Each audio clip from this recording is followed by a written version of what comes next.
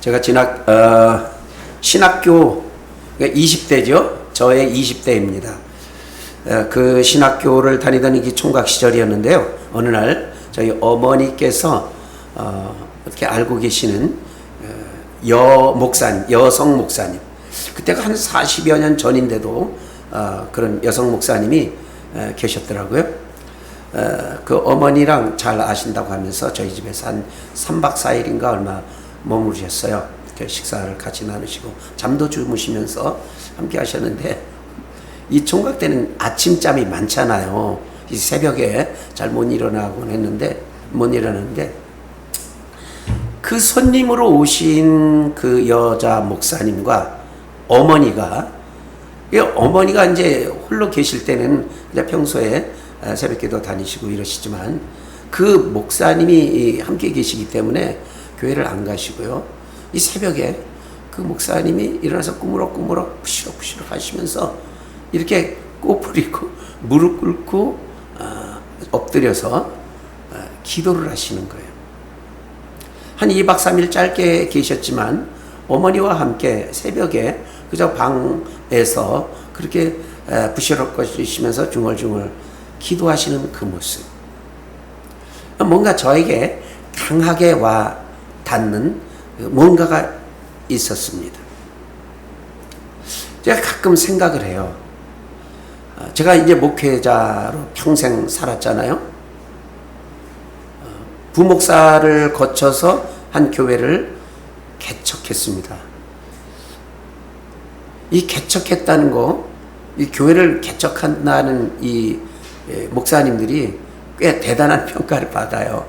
근데 개척하고도 뭐 그냥 개척했다 뭘 잘못돼서 이렇게 뭐 그냥 지지부진 되는 경우도 있지만, 우리 포도원 교회가 어떻습니까? 개척을 하고 터와 건축물을 이렇게 준비를 했고 성도들이 모여 있고, 그 당회가 장로님들이 세우신 당회, 재직회, 공동회회, 예배, 선교, 교육, 봉사, 친교, 수가 조금 많지 않다는 것뿐 말고는, 그거 말고는요, 탄탄한 우리 교회가 지금 한 28, 9년 이렇게 진행되고 있잖아요. 이런 교회에 개척을 해서 오늘까지 이 한 자리에 굳건히 이 교회의 담임자로서 오늘까지 있을 수 있었다. 이것은 아무리 내가 100번, 1000번 생각을 해도요, 제 능력은 아닌 것 같아요. 이건 제 능력은 분명 아닙니다. 이건 은혜인 거예요. 은혜. 근데 어떤 은혜냐? 어쩌면 그때에 내가 신학 시절부터 어머니의 기도, 친구 목사님이 오셔서도 그 새벽을 그냥 흔들어 깨우시면서 하나님 앞에 이 아들과 또 여러 그 자녀들을 위한 그 기도, 어머니의 기도를 하나님이 응답하신 그 하나님의 응답의 은혜이겠다. 그런 생각을 저는 하고 있습니다. 그 증거가 바로 오늘 누가복음 18장 1절부터 8절에 나온 오늘의 말씀. 오늘의 말씀이 바로 그러한 증거를 보여주고 있어요. 오늘 말씀 1절이 이렇게 기록되어 있잖아요. 예수께서 그들에게 항상 기도하고 낙심하지 말아야 할 것을 비유로 말씀하여 가라사대.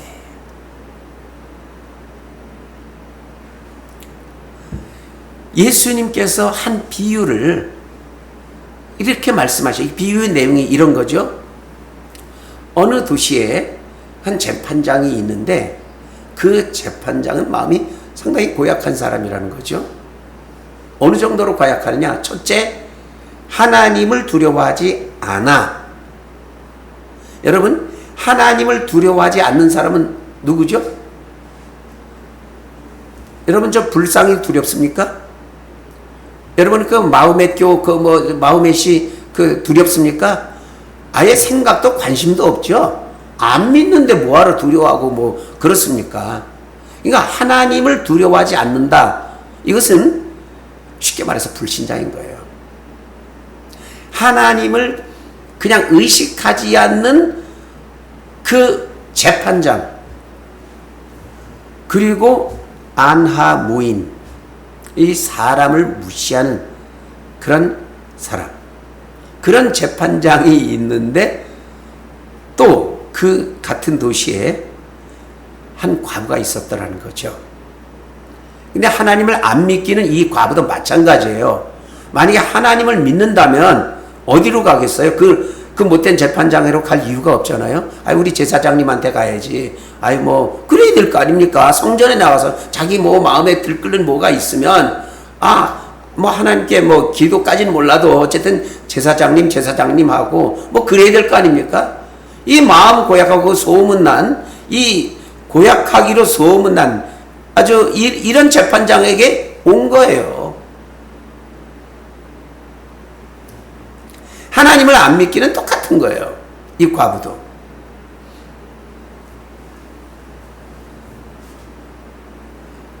그래서 이 세속의 법정에 가서 한번 얘기를 했는데 거절을 당하면 또 청하고 온갖 수모를 당하면서도 그 냉정한 재판장에게 끈질기게 하소연하는 그 사람이 있었다는 거예요. 그리고 그 기도 제목이란, 기도주가 아니라 그 상소의 제목, 이 과부가 불신자 과부가 역시 나쁜 제사장한테 나쁘다고 소문한 제사장한테, 재판장한테 가서 상소하는 상소의 내용이 뭐예요? 이건 거룩한 것도 아니고 고상한 게 아니에요. 자기 원한을 풀어주시오. 원한을 푸는 게 뭐예요? 이 원수가 봐달라는 거예요. 내 힘으로 지금 나를 괴롭게 했던 저 누군가가 있는데, 못 갚겠다. 아주 화는 무척 나 죽겠는데, 내 힘으로는 안 됩니다. 당신 재판장 좀 나 대신 갚아주세요. 이게 될 말입니까? 그런 재판장한테는 택도 없는 소리겠죠. 그래서 이 재판장이 그 과부의 그런 청야 들어줄 리가 만무한데, 그래서 무시하고 계속 무시했는데, 이 과부의 상소하는 이 모양새가 아주 심했다는 거예요. 시도 때도 없이 찾아와서는 울고 불고 떼쓰고, 요즘식으로 말하면 이 법원에 가서 1인 시위에 날마다 하고 우리 이래라 저래라 하고 그랬다는 거죠. 무식하게. 이 재판장도 참 난감해졌다. 이런 재판장이 안하무인이고 하나님을 안 믿고 이 고약한 자기만 아는 이 재판장도 거절을 하고 해도 안 통하니까 이제 난감해진 정도가 됐어. 결국은 손을 들었다는 얘기죠. 오늘 성경이 그걸 말하는 거예요.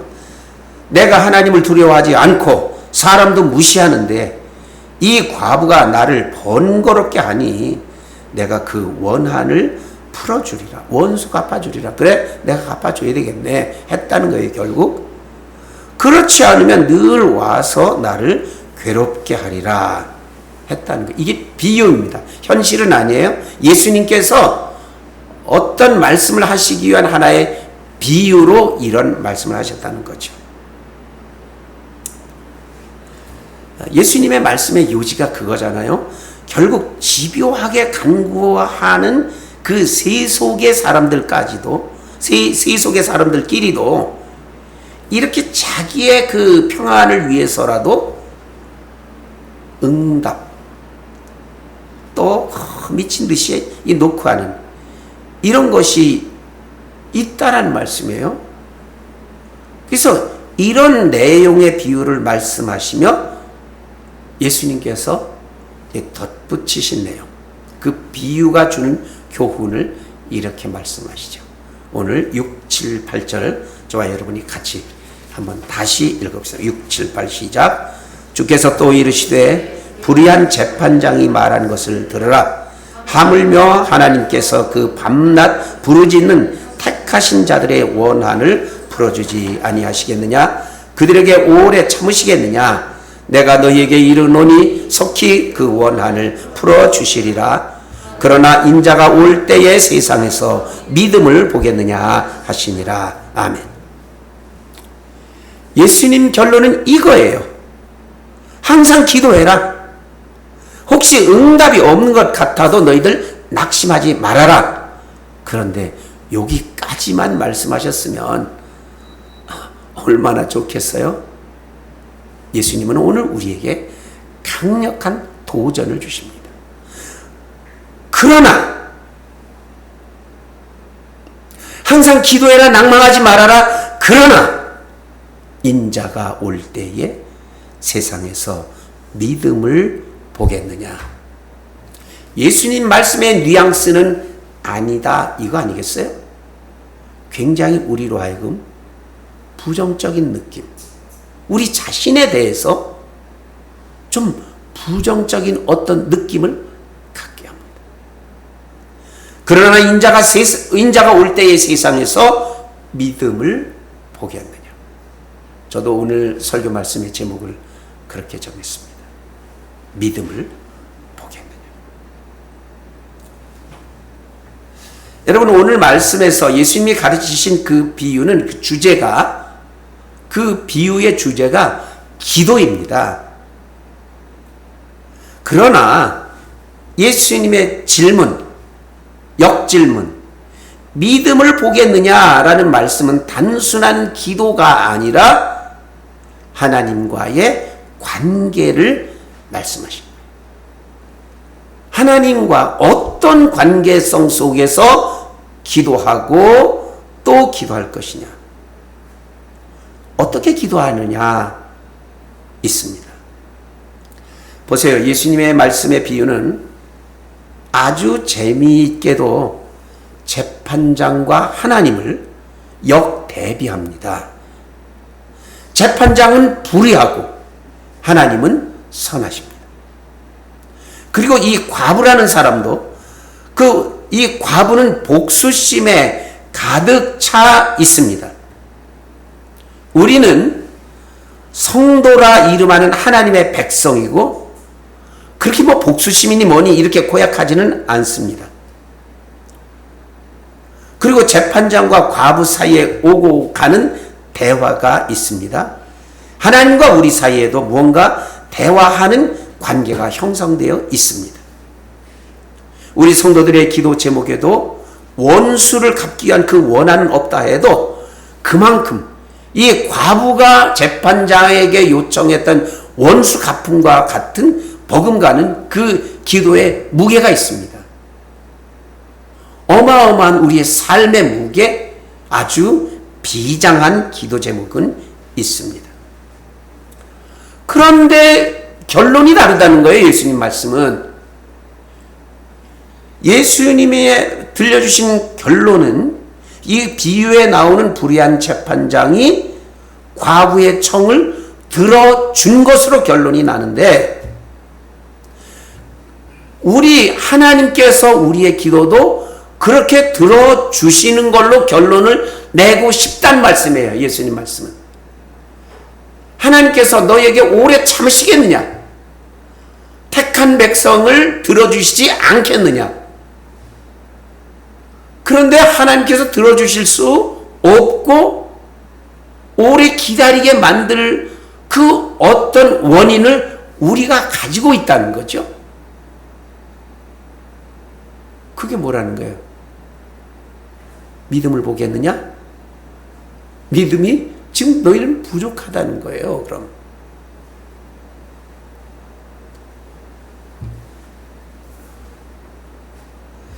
이유가 뭘까요? 하나님이 재판장보다 더 기도의 응답에 인색하시다? 이거는 분명 아닙니다.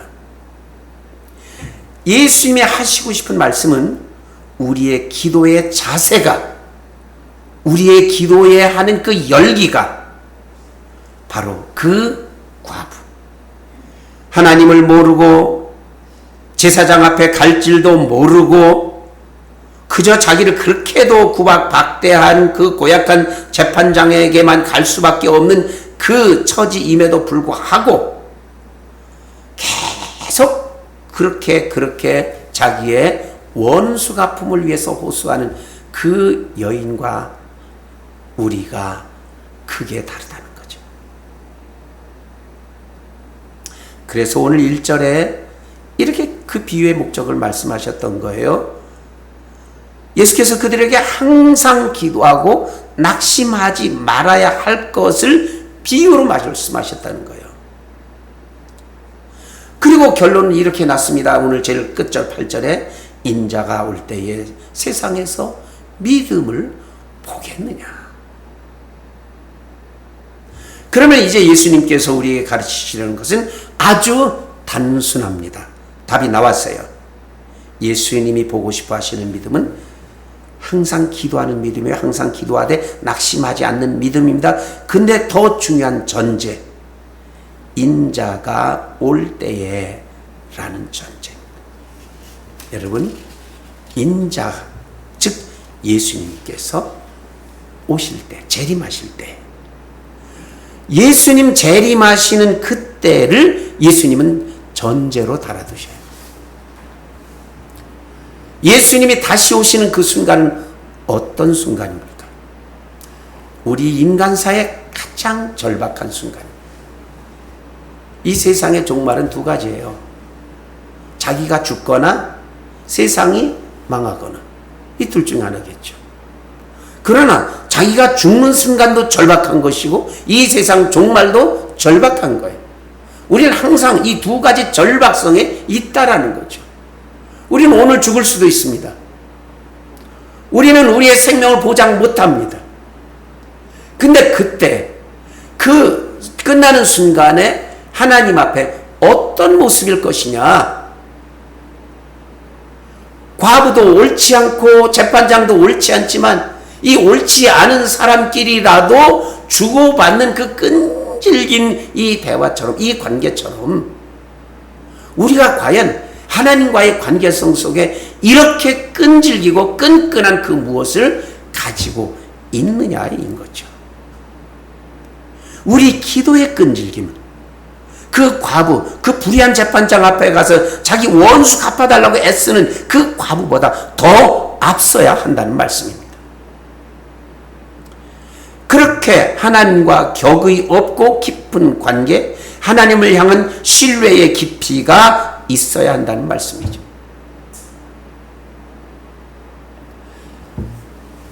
과부가 그 엄중한 재판장 앞에 가서도 그렇게 끈질기게 했다면 하나님, 선하신 하나님과 택한 백성이라고 우리는 이 친숙한 관계에도 불구하고 그렇게 우리가 기도에 드물다거나 그렇게 기도에 열기가 없다거나 그렇게 기도에 한두 번 뭐 내가 생각했던 바대로 이루어지지 않았다고 해서 에이 해버리는 그런 인자가 올 때의 세상에서 믿음을 보겠느냐. 예수님의 질문이 바로 그거죠.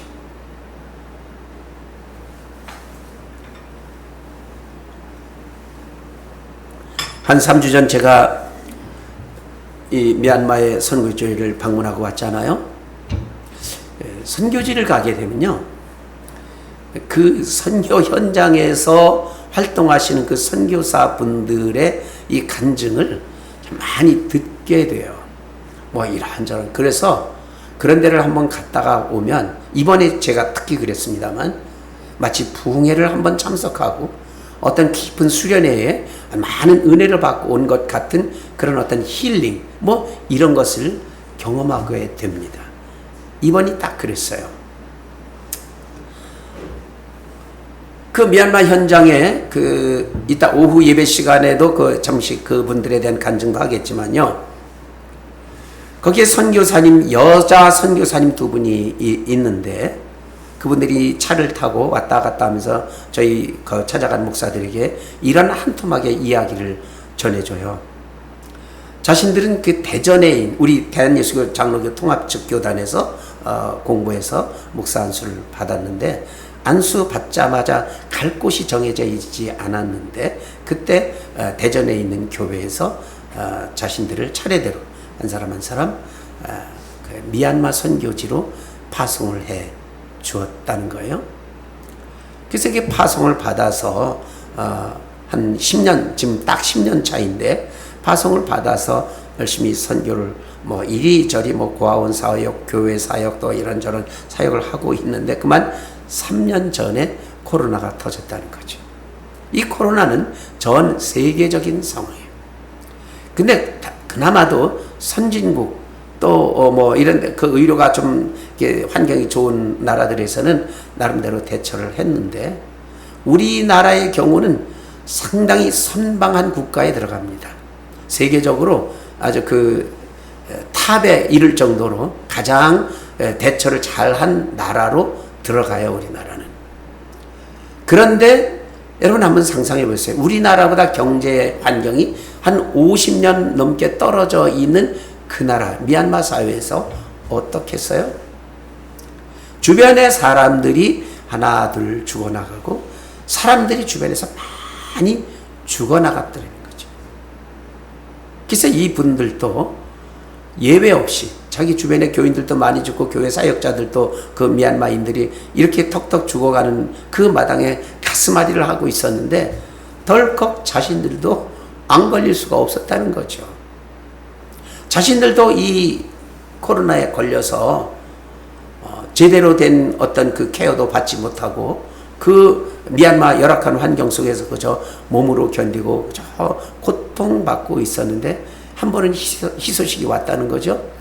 대한민국에서 이 총회에서 대한예수교 장로교 총회에서 연락이 왔는데 선교사들에게 헬기를 제공한다. 아주 급박한 아주 사망 직전에 있는 환자들 그 우리나라 선교사가 됐든 누가 됐든 그 헬기를 보낼 테니까 타고 오라는 낭보가 전해져 있다는 거죠. 그래서 자기들도 반가워서 이리저리 수소문해서 그 아픈 와중에 그를 타려고 딱 했더니 헬기는 보내주는데 헬기 타는 비용은 본인들이 부담해야 된다. 그리고 그 부담 비용은 뭐 이리저리 태워보니까 한 1억이 넘더래나요. 그 선교사님들이 웃으면서 그걸 그래서 그랬다는 거예요. 주님, 저희들이 여기서 죽겠습니다. 저희들 1억 없어요. 그렇죠. 이 연약한 여자 선교사들이 주님, 저희들 여기서 그냥 하나님 나라에 갈게요 하고 글자 그대로 철저적 종말론, 그 주님이 다시 오시거나 내가 죽거나 한 둘 중에 하나인데 그냥 자신들이 하는 기도는 할 일은 기도밖에 없었다라는 거죠. 결국은 그런 그 이런저런 이 상황 속에서 기도하고 또 기도에 겨우겨우 죽지 않고 살았기 때문에 오늘까지 지금 존재하고 있다는데요. 다시 한번 놀란 것은 하나님께서 우리들의 기도만 들으신 줄 알았어요. 그러면서 하는 고백이 이제 다 코로나에서 벗어나서 몸도 건강을 되찾아서 이제 한국에 와서 또 비자 갱신하고 뭐 이런 일 때문에 1년에 한 번씩 오는 기회가 있는데 1년에 한 번씩 오는 그 때에 자신들을 파송한 대전에 있는 교회에 가서 금요 심야기도 시간에 이제 선교 간증을 하는 순간에 바로 이 이야기를 했다는 거죠. 자신들이 코로나에 감염이 되어서 이런 고생을 했을 때 헬기 연락이 왔지만 그 뭐 타지도 못하고 그저 기도만 했을 뿐이었다. 정말 하나님 살려주셨다. 그런 간증을 하는데 그 교회 성도들이 깜짝 놀래던 거죠. 그렇지 않아도 우리 교회에서는 선교사님들을 위해서 기도하고 있었는데 그때 한 번은 간절히 우리가 뜨겁게 이 선교사님들이 이 코로나 사역에서 잘 견디고 이것을 잘 극복하고 회복되기를 원하는 기도를 드린 적이 있었는데 그때가 바로 그때였군요. 타이밍이 미얀마에서 그분들이 걸려서 신음하고 있을 때 이 대전에 있는 그 교회에서도 열심히 그들을 위해서 기도하고 있었고 알고 봤더니 딱 타이밍이 완벽하게 그 기도의 퍼즐이 맞춰지더라. 하나님은 선교사 자신들의 기도는 물론 이 교회의 성도들의 모두의 기도를 지체하지 않고 응답하셨다는 말씀입니다. 오늘 누가복음 18장 7절 말씀대로 밤낮 부르짖는 택하신 자들의 기도를 하나님이 응답하셨던 거죠. 오늘 설교를 시작하면서 말씀드린 저의 이야기도 그렇습니다. 부족하고 또 부족하고 나약하고 또 나약한 제가 그래도 오늘까지 이 목회를 이렇게 해왔던 바로 그것은 아들을 위한 그 어머님의 기도를 지금까지 응답하고 계시는 하나님. 그 하나님이 그저 감사할 뿐인 거죠. 그리고 포도원 교회 성도이신 여러분께서 기도하실 때마다 이 부족한 목사인 저를 위해 늘 기도하신다는 것을 저는 믿고, 이 기도의 응답들이 쌓이고 쌓여 지금 오늘 내가 있는 것이려니 저는 감사하고 있습니다. 오늘 말씀의 결론을 드립니다. 믿음을 보겠느냐? 오늘 말씀의 제목이죠. 여러분, 오늘 우리는 지금 주님이 다시 오실 마지막 순간을 살고 있습니다. 다시 오실 주님 앞에 우리가 보여드릴 그 믿음이 무엇일까요? 여러분 항상 기도하고 있습니까? 혹시 기도가 이루어지지 않는다 해서 낙심하고 있지는 않습니까? 세상 사람들도 자기들끼리는 귀찮아서라도 그 일을 빨리빨리 처리하려고 하고 있는데 우리 좋으신 아버지 하나님께서 택한 백성인 우리들의 기도를 어떻게 다루시겠습니까? 기도하겠습니다.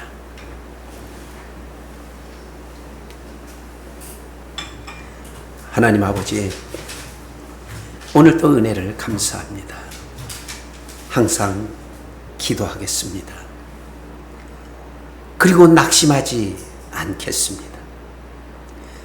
항상 기도하고 낙심하지 아니하며 기도하고 또 기도하기를, 과부가 불의한 재판장에게 했던 그 이상으로 그것보다 더 강렬하고 그것보다 더 간절하게 하나님 앞에 나아가게 하여 주시옵시고, 정녕 주님이 다시 오실 그때에 내가 기다리던 믿음이 여기 있었도다 주님이 인정하시기에 그런 백성으로 살아가게 하여 주옵소서. 예수님 이름으로 기도드리옵나이다. 아멘.